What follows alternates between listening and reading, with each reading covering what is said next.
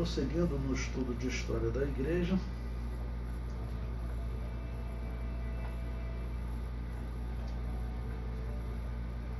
vamos agora ao item 15 do nosso material didático, campo de extermínio católico. Bom, o ano que nós estamos estudando é o ano 359 da era cristã.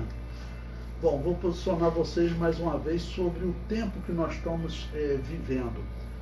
Nesse período, o Império Romano estava no domínio de um homem só, que era Constâncio II. Religiosamente, ele continuava dividido, porque tinha uma parte que era governada pelo Papa, então aquela seguia o catolicismo romano. E tinha uma outra que era liderada pelo imperador e pelos seus bispos que seguiam o catolicismo ariano. Tá bom? O ano 359, Constante I, o irmão dele, morreu no ano 350. Bom, então o ano 359 já eram aí 47 anos do fim da perseguição, e 22 anos depois da morte de Constantino. Esses 22 anos, como eu falei para vocês, os filhos de Constantino, eles eram católicos de fato. Constantino, ele era pagão, né? Organizou um cristianismo pagão, tem que chamar assim, né? Termo de religião, e organizou um cristianismo pagão para ele que não tem nada a ver com o cristianismo verdadeiro. E os filhos dele seguiram esse catolicismo romano, já proibindo o paganismo. Constantino proibiu porque ele praticou o paganismo por toda a vida dele, né? Ok? Então, os filhos dele eram católicos de fato. Bom, no ano 359 da era cristã, o título diz Campo de Extermínio Católico. Bom, como eu mostrei para vocês, já era proibido o culto pagão. Os anabatistas estão sendo perseguidos, as igrejas que não aceitavam o batismo de recém-nascido já estavam sendo perseguidos. Ok? Os judeus também estavam sendo perseguidos. Em alguns casos, o católico romano era perseguido pelo católico ariano, e em outros casos, o católico ariano era perseguido pelo católico romano. E agora, no ano 359, eu apresento um artigo baseado na obra História Criminosa do Cristianismo. Esse é o título da obra, tá bom? Tem um nome muito confuso ali, né? Karl Dechner, não sei se pronuncia assim, publicado na Espanha em 1990, tá bom? E eu comento aí, obra que deveria ser chamada de História Criminosa do Catolicismo. Isso é um problema na história. Os historiadores, eles não conseguem separar os cristianismos que já existiam aqui.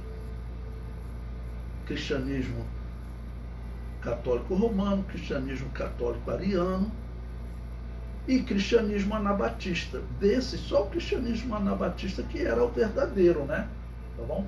Então, a obra foi publicada. Eu coloquei semana passada a obra em português. Ela não foi publicada em português, mas foi traduzida. E coloquei a obra em português para vocês, se quiserem ler, tá bom?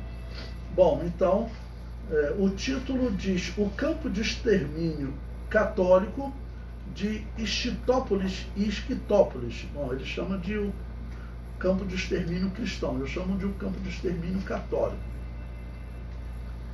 Ele diz, Esquitópolis é a atual cidade de Bet-Shean, na Jordânia Ocidental.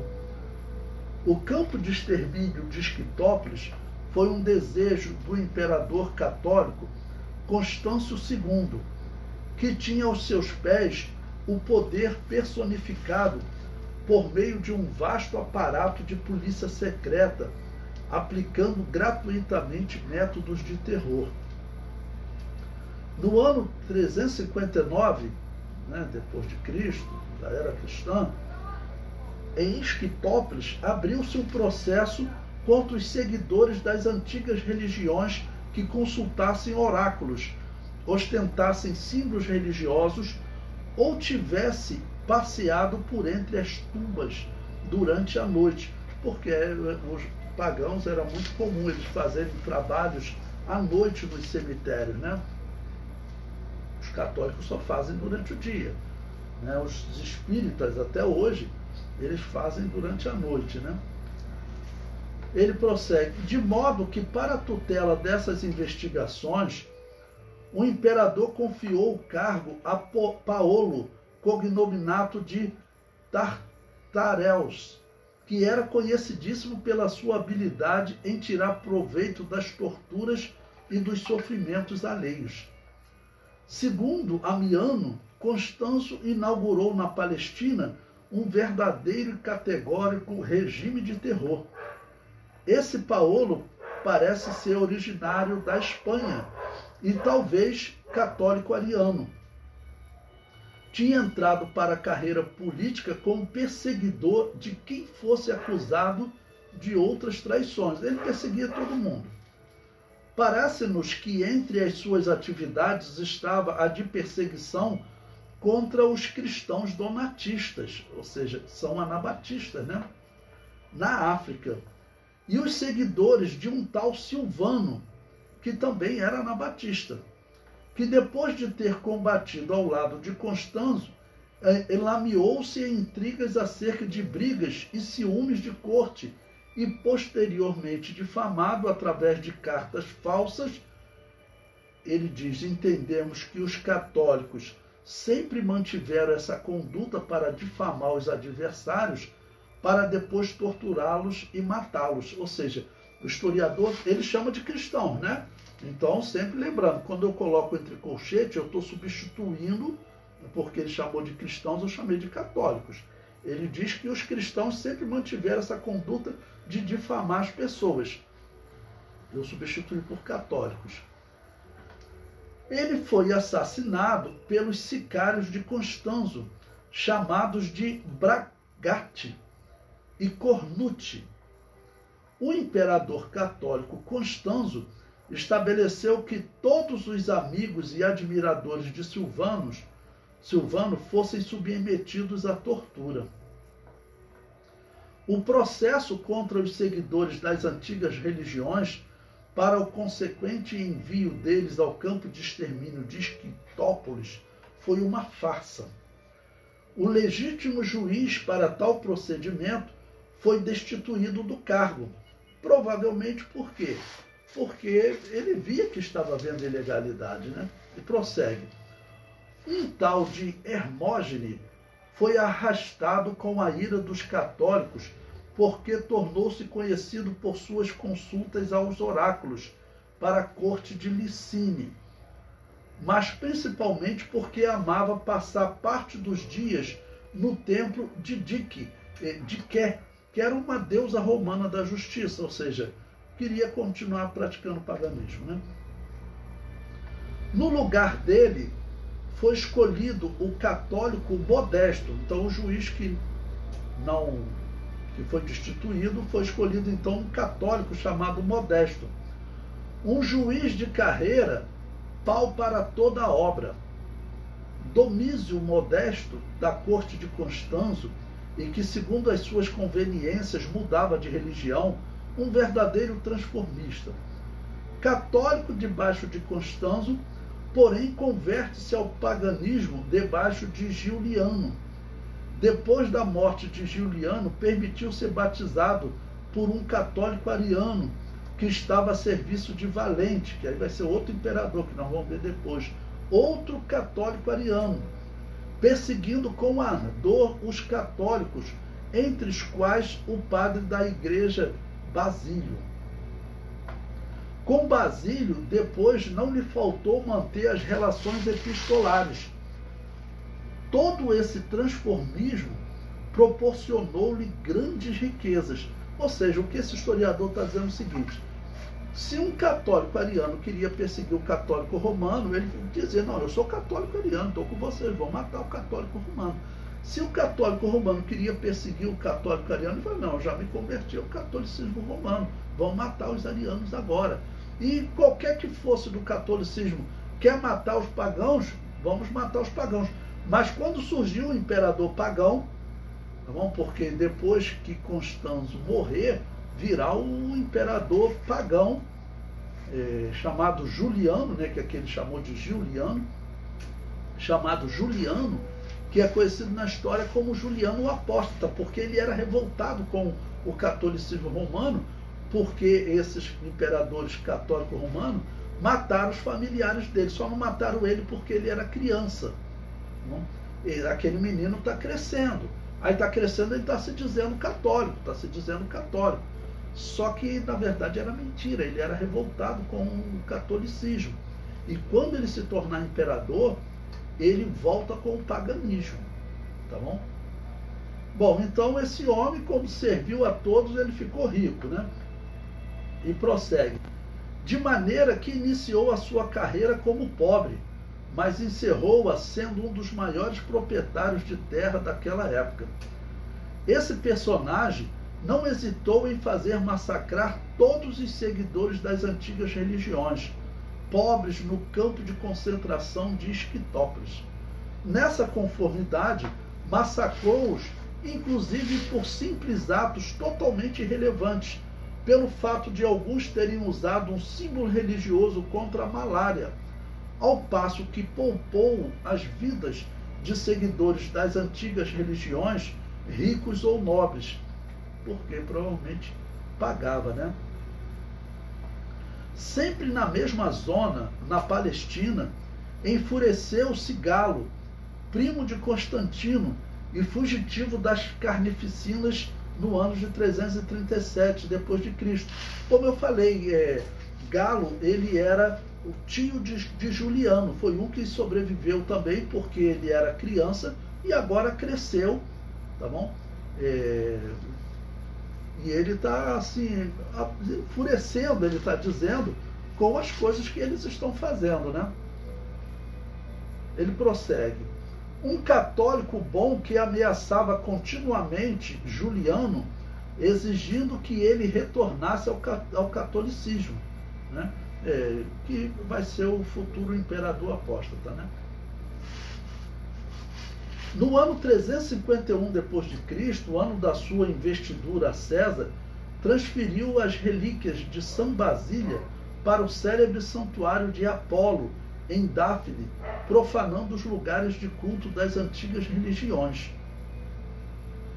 Para compreender-se como pôde ser construído o campo de extermínio de Esquitópolis, é necessário enquadrá-lo na ocupação do imperador católico Constanzo e na ocupação da destruição sistemática levada a cabo pelos católicos, um reinado de verídico terror.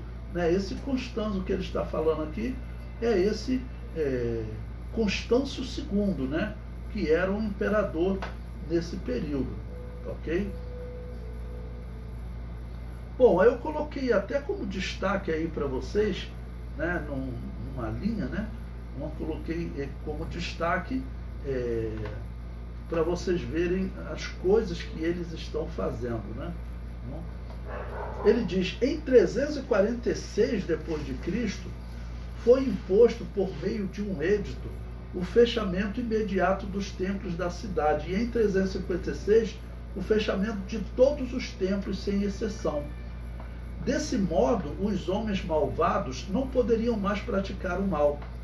Essa era a justificação oficial pelos ataques que se iniciavam contra os edifícios de cultos pagãos.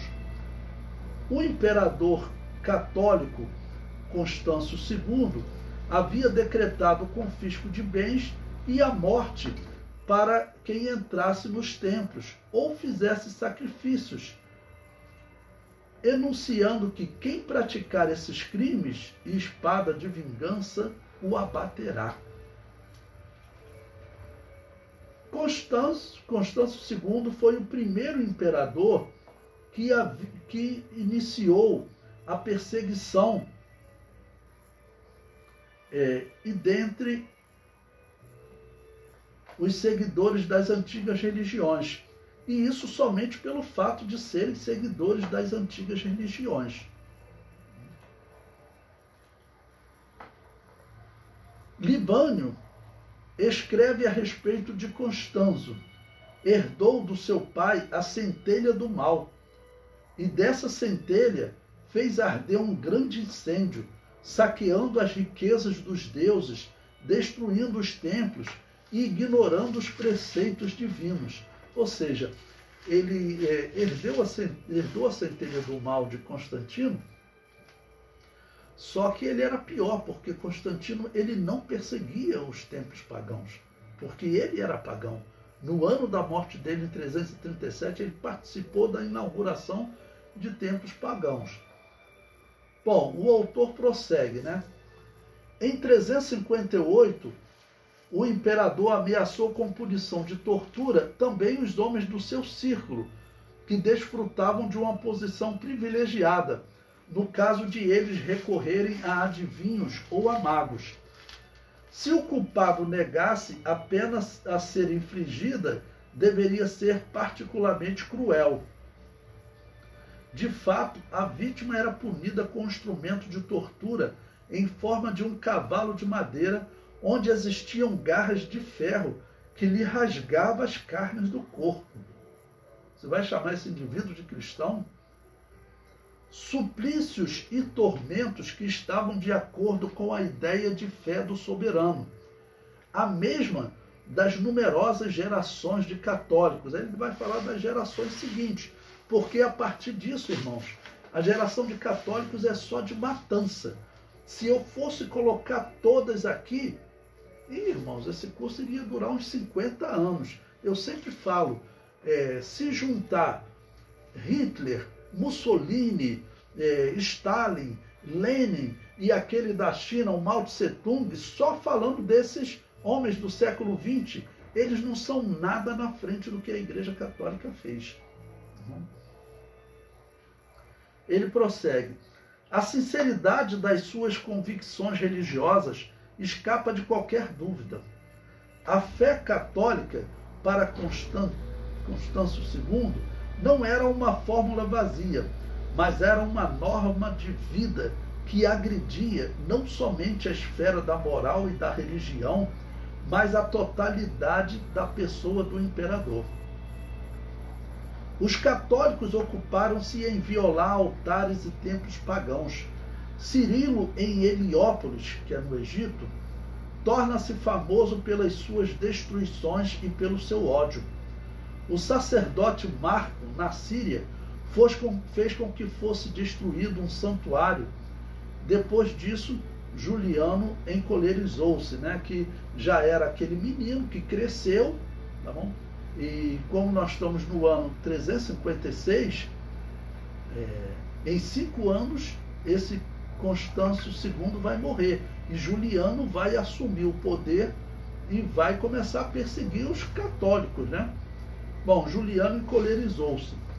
Os católicos na Capadócia demoliram o templo de Zeus e de Apolo. É claro que eram templos ruins, dedicados ao demônio. Mas não é assim que você vence o paganismo, tá bom? Não é assim que você vence esse culto pagão. É pregando a verdade. A verdade, se for pregada, ela vence essa heresia, esse culto mau, tá bom? Mas o que o católico fazia era, na verdade, deixar os pagãos revoltados com a perseguição. E veja que a violência, eu peguei esse trecho aqui dessa obra para mostrar a vocês que a violência era o padrão dos católicos.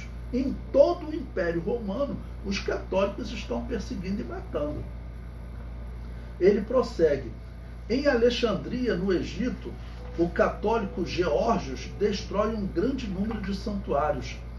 Constantemente, os católicos roubavam as armas e uns se puseram contra os outros. Uma onda de ferozes destruições ergueu-se por ordens do imperador Constâncio II, desencadeando-se por todo o império, né? Ou seja, a violência era o padrão. Ele prossegue. A violência foi mormente contra o sentimento religioso. Ambrósio, conhecido como Ambrósio de Milão, eu acrescentei aí que viveu de 340 a 397, por desprezar o sentimento religioso antigo, escreve: se os velhos rituais caminhavam bem, por que a Roma de sempre entregou-se a rituais estrangeiros?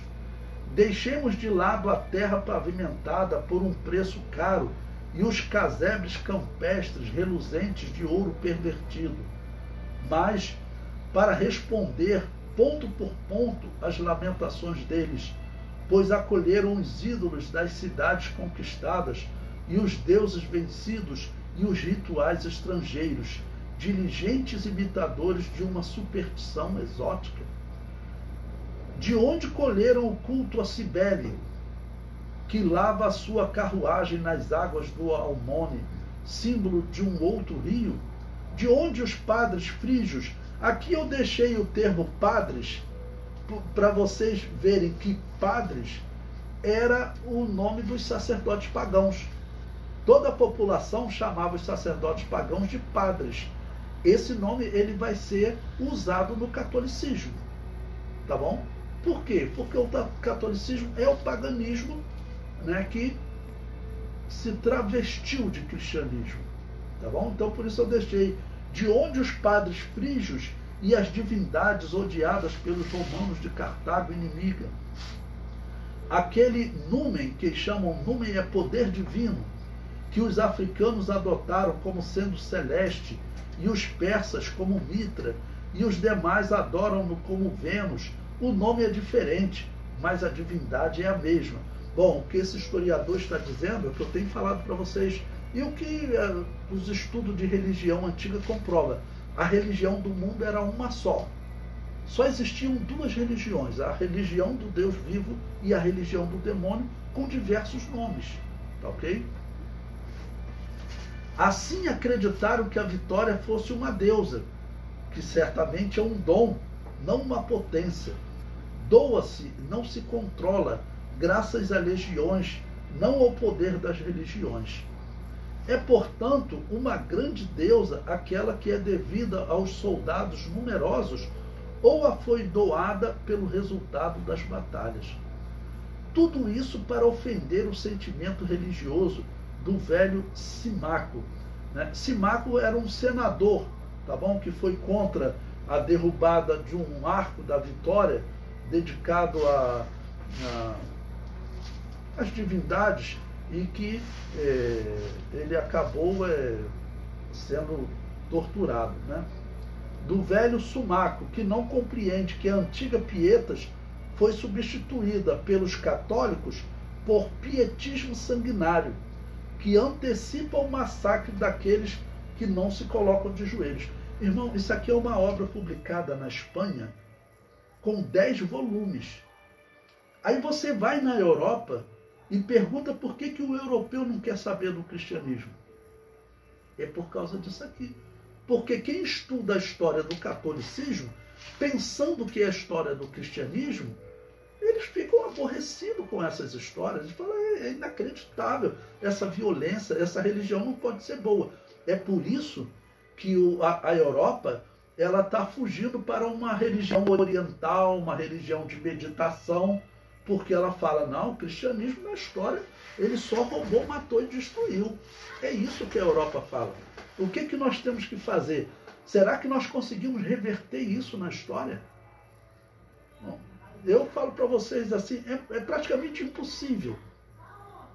Porque o mundo está caminhando para o pior. O mundo está sendo preparado para o anticristo. Quando o anticristo chegar no mundo, ele vai falar, olha, a melhor coisa que vocês fazem é esquecer essa religião cristã.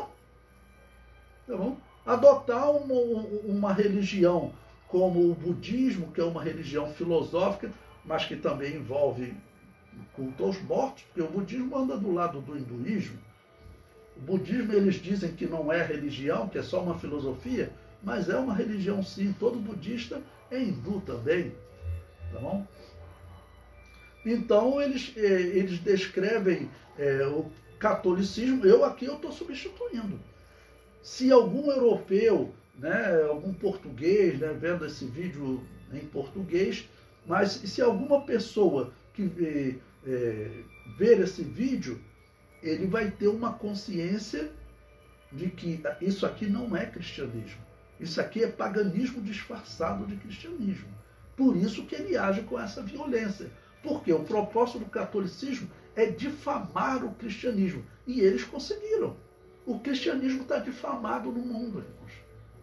Até no Brasil também, o próprio governo, nós temos um governo de esquerda. Se você procurar na internet, depois eu até pego alguns volumes que eu tive que baixar para ler. Eles publicaram uma coleção de obras só difamando o cristianismo. É isso que está acontecendo no mundo. E pior, como eu mostrei para vocês, as Assembleias de Deus estão assumindo uma posição de que ela saiu dessa igreja. Isso é a morte espiritual. Isso é a morte espiritual. Bom, o historiador prossegue. Bom, ele cita agora um outro historiador chamado Ferdinando Gregorovius, que viveu de 1821 a 1891. Ele escreve em História de Roma na Idade Média, volume 1, então ele cita essa obra. Olha. Em Roma, os católicos, veja, todo historiador chama de cristãos. Eu é que estou riscando ali, estou botando católico. Em Roma, os católicos triunfaram ao ponto de Serena, esposa de Estilicone, entrar no templo de Rea, apanhar do pescoço da deusa a sua preciosa joia e atá-la em seu pescoço. Porque essas divindades, as pessoas doavam. Eu estou trazendo aqui para a deusa, aí diz que tinha uma joia preciosa, de uma coisa caríssima, né? Aí a católica invadiu lá, a beata pegou, já tirou o colar e botou no pescoço. E diz depois, a última vestal, o que é vestal? Eram as virgens, né? Que ficavam no templo de Júpiter, né? Que eles diziam que não podia nunca fazer sexo, porque ela era dedicada aos deuses, né? Ele diz, a última vestal que tinha presenciado a este ultraje, derramando lágrimas de desespero, pronunciou contra Serena, contra essa católica, né? E toda a sua estirpe, a maldição da deusa. E aqui ele diz, e esta maldição se realizou. Não é impossível que o demônio tenha realmente feito isso se cumprir, né? Ainda mais para um católico que não tem Deus. A chamada Sacra de Vesta se apagou para sempre. As vozes das sibilas, profetisas de Zeus, e do oráculo de Delfos emudeceram. Ele está reclamando do fim do paganismo. Ou seja, o paganismo na história, ele se tornou uma vítima, entre aspas, do cristianismo. Né? Como eu tenho que, irmãos, por exemplo, eu tenho que dar aula, principalmente quando eu dava aula de ciências da religião, né? Dar aula sobre gnosticismo. Então eu estava vendo uma professora, né? Ela, pelo discurso todo gnóstica, né? E ela dizendo, olha, o cristianismo matou essas bruxas. Bruxa não é algo ruim, bruxa é algo bom. Quer dizer, colocando a bruxaria, colocando o culto do demônio como uma vítima do cristianismo. Ou seja, o cristianismo, ele é então a pior coisa da história da humanidade. É isso que eles fazem. Isso aqui são historiadores falando. Aí esse culto pagão na Europa está sendo avivado. No México, o culto dos antigos astecas, maias, está sendo avivado. Por quê? Porque eles mesmos veem o cristianismo como aquilo que destruiu a religião deles. Eu estava numa viagem, eu fui em Cusco, na capital do Império Inca. Se algum dia você for lá, ou até se pesquisar na internet, você encontra. Existe um painel gigantesco, irmãos. Ele deve ter uns 30 metros de comprimento. Muito grande. Né? Deve ter uns 6 metros de altura. Pintado numa parede muito grande. E aquele painel, ele vem contando a história do Império Inca. Cusco era a capital do Império Inca, né? Aí mostra um princípio, quando os deuses teriam criado. Aí vem contando a história dos incas, eles construindo as cidades deles e adorando os deuses. Aí chega um ponto em que aparece o catolicismo. Lá na pintura, as pessoas interpretam como sendo o cristianismo. E aí aparece um Inca sendo torturado pelo padre católico, mas ele não negando a fé Inca, e aí aparece na imagem a divindade deles recebendo aquele herói Inca, né, que morreu sendo torturado, na interpretação deles, pelo cristianismo. Então, por que aquele povo não quer mais saber do cristianismo? Porque eles pensam que isso aqui, esse catolicismo, eles pensam que é cristianismo. E eles pensam que o cristianismo torturou eles, que acabou com a religião deles. Então a religião deles está sendo avivada. O satanismo está crescendo no mundo. Aí o que aconteceu? O Papa Francisco, ele, né, dizendo que reconhece os erros do cristianismo, ele participou de um culto dedicado a esses demônios astecas. E se você procurar, Papa Francisco participa de um culto dedicado ao demônio asteca, vocês vão encontrar. E até site católico reclamando que eles não entendem como que o Papa pode participar de um culto dedicado a um demônio. Mas esse é o padrão católico, esse é o padrão das autoridades católicas. O comentário prossegue. Mas como era a situação social imposta pelo catolicismo por volta do ano 400 depois de Cristo? O catolicismo, obstinado em interesses temporários, jamais havia proposto a abolição da escravidão e nem aliviava as condições exaustivas do trabalhador, nem tampouco as condições impostas às quais o contribuinte tinha de se sujeitar. Haviam pessoas que, para pagarem os impostos, chegavam a vender escravos e até os próprios filhos.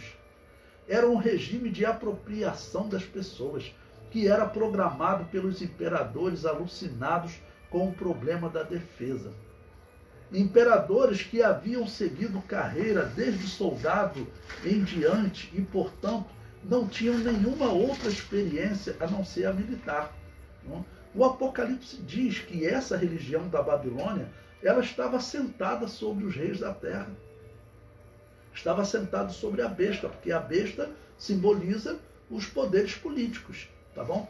A religião da Babilônia estava sentada sobre os imperadores pagãos antes de Constantino e agora continua sentada. É a mesma religião, não existe dúvida disso na história. O comentário prossegue. E foi nessa situação que foi engendrado o campo de concentração para os pagãos. Penas atrozes estavam previstas para os hereges. Hereges, quem são os hereges? São as igrejas que não concordam com a Igreja Católica. E normalmente esses hereges aqui são anabatistas, tá bom?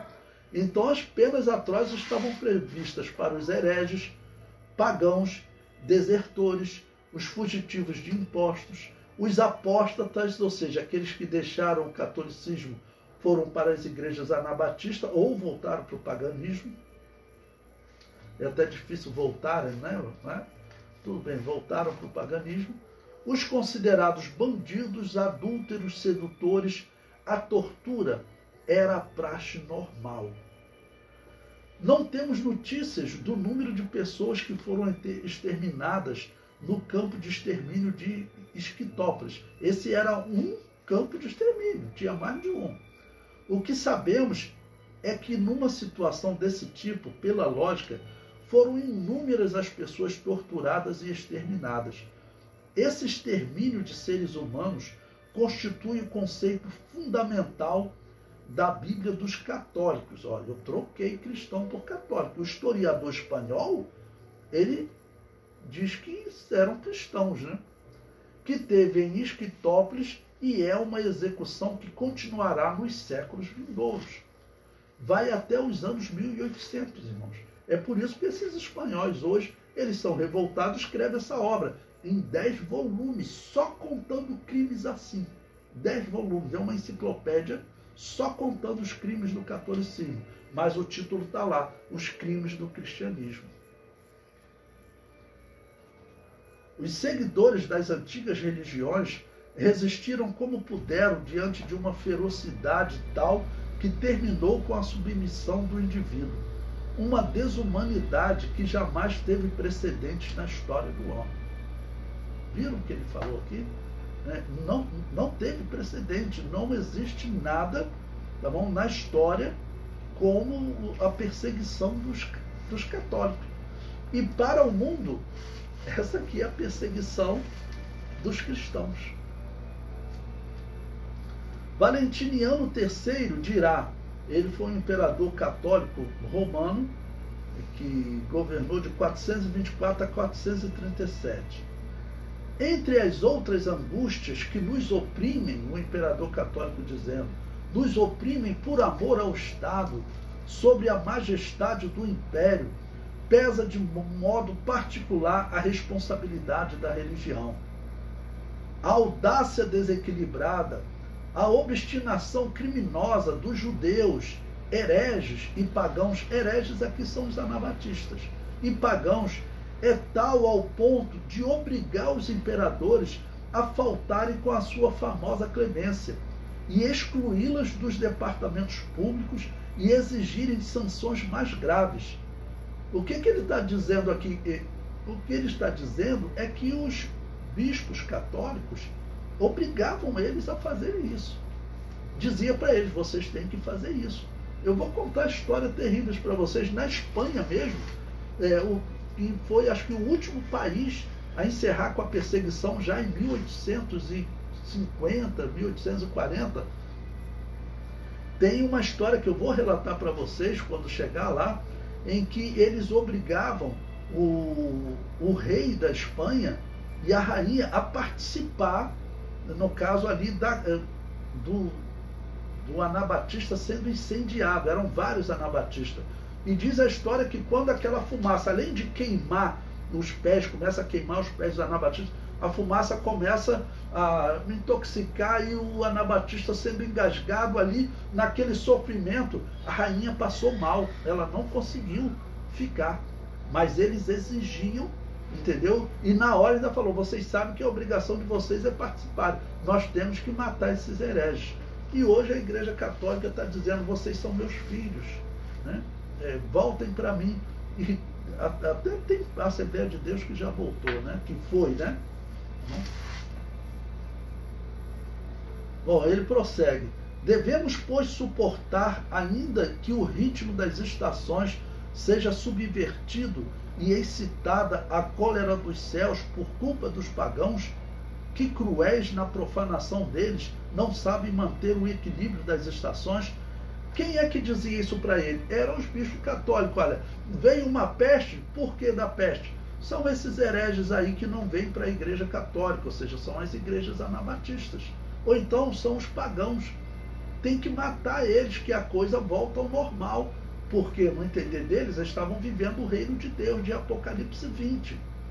Satanás estava preso, mas tinham pessoas que continuavam seguindo aquele mal. Então, o imperador ele era uma vítima. Estão sendo enganados até hoje. Ele prossegue. Por qual outra razão a primavera perdeu a sua costumeira doçura e um verão infecundo desilude o agricultor na esperança das suas colheitas, e o inverno, com frio pungente e extremo rigor, condena os terrenos à esterilidade? Quando tivemos coisas semelhantes, se a natureza para ela mesma punir os profanadores não violassem a sua própria lei. Ou seja, ele está dizendo que o verão infecundo ou o inverno extremo que causa dificuldade para plantar a terra é culpa dessas igrejas anabatistas, tá bom? Para focar no nosso problema, né? Depois disso, a igreja, ele está dizendo, né, a igreja católica construirá um campo de extermínio grande como a sociedade civil, cercado de arame farpado pela sua específica moral e vigiados pela guarda armada da Inquisição. Cada católico se transformará em um inquisidor, a imagem e semelhança do seu próprio Deus. Olha o que esse historiador está falando. está dizendo que essa violência, no caso dos católicos, aqui ele até usou num ponto ali católico, né?